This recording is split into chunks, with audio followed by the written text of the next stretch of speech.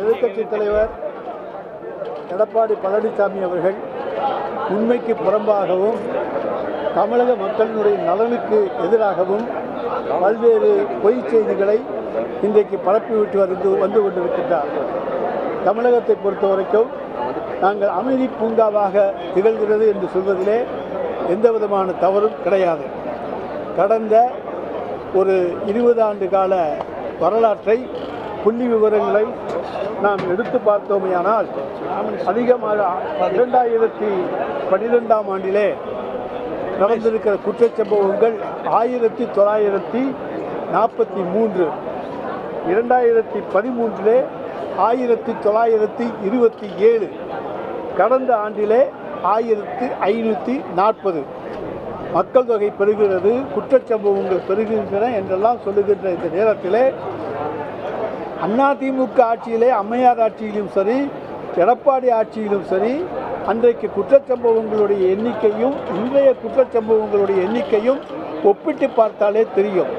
ஆனால் ஒரு சில தொடர் நிகழ்ச்சிகளை வைத்துக்கொண்டு அதன் மூலமாக ஏதோ தமிழகத்திலே சட்டம் ஒழுங்கு கட்டிவிட்டது என்கின்ற மாதிரி தவறான தகவல்களை இன்றைக்கு எடப்பாடி பழனிசாமி பரப்பி வருகின்றார்.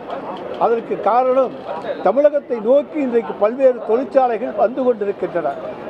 அந்த தொழிற்சாலைகள் வந்து இப்போ தமிழக மக்களுக்கு வேலைவாய்ப்பு உறுதி செய்யப்படுகிறது, தமிழக மக்களுடைய வாழ்க்கை தரம் உயர்த்தப்படுகிறது.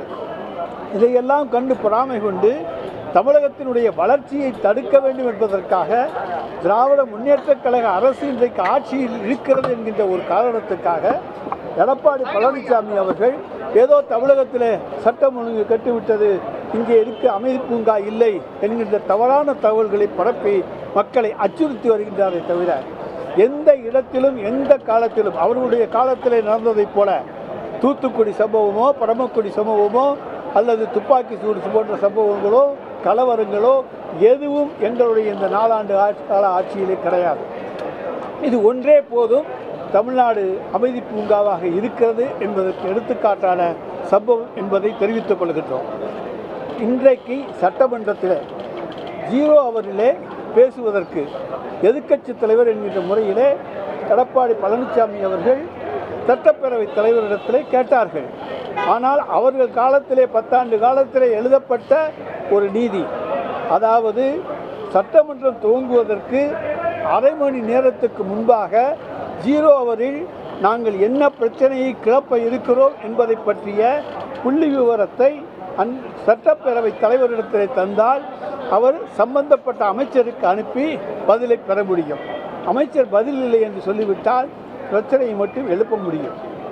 ஆனால் இன்றைக்கு அரை மணி நேரத்துக்கு முன்பாக அல்லாமல் சட்டப்பேரவை துவங்குவதற்கு ஒரு சில நிமிடங்களுக்கு முன்னால், குறைந்த ஒரு 7-10 நிமிடங்களுக்கு முன்னால் கொறடா அவர்கள் சட்டப்பேரவைத் தலைவரிடத்தில் வந்து நாங்கள் காவல்துறையை பற்றி ஒரு பிரச்சனை எழுப்பப் போகிறோம் என்று சொன்னாரே தவிர என்ன பிரச்சனை எழுப்பப் போகிறோம் என்பதை கூட அவர்கள் சொல்லவில்லை, எழுத்து மூலமாக எழுதி தரவில்லை. ஆனால் 0 அவர்கள் எழுந்து கொண்டு எங்களை பேச அனுமதிக்க மறுக்கிறீர்கள் என்று சத்தம் போடுவது இன்றைக்கு எங்களுடைய துணை முதலமைச்சருடைய பதிலுரையை புறக்கணிக்க வேண்டும் என்பதற்காக திட்டமிட்டு அவர்கள் செய்திருக்கின்ற செயல் என்பதை நான் தெரிவித்துக் கொள்ள கடமைப்பட்டிருக்கின்றேன். உடனுக்குடன் செய்திகளை தெரிந்து கொள்ள சன் நியூஸ் பெல் ஐகானை கிளிக் பண்ணுங்க.